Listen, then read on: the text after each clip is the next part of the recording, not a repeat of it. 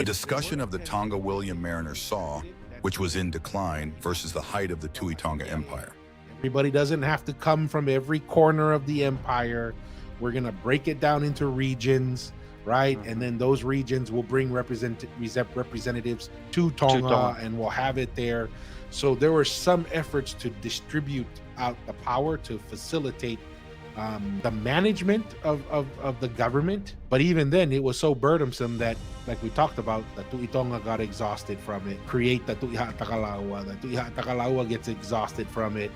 It leads to the Tui Kanukupolu, and then, you know, all you need is poor leadership for one or two or maybe three Tui Tongas in a row, and then the empire just slowly collapses. And so no, good point.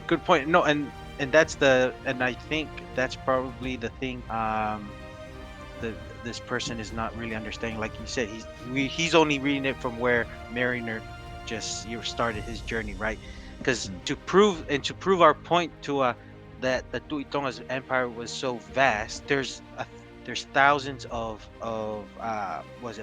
land bounds, like shifting of soil and bringing rocks from Samoa or from Uvea. You know, like, these are proof that obviously the wider population of Polynesia gathered to build these under the Tui Tonga leadership and influence, because that's when it was the most at its peak. But yeah, I mean, that's just proof of during the height of the Tui Tonga influence. But yeah, this is definitely during the time chaos.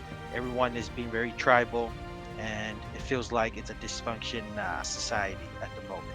No, it is 100%. The centralized power has been lost, and so now you have all these chiefdoms developing in place of the centralized government, right? Because if the Tongans were warring the way that they were warring when William Mariner was there for hundreds of years, there'd be no more Tongans, man. Like, you having a war, you just kill people and then you run out of people, right? I mean, that's the way it goes. Like, if that was the norm, we would just run out of people. And that's very interesting. And that's maybe for another discussion, but that's one of the cool things that George Vason kind of covers, is how many Tongans were going to Fiji to study war.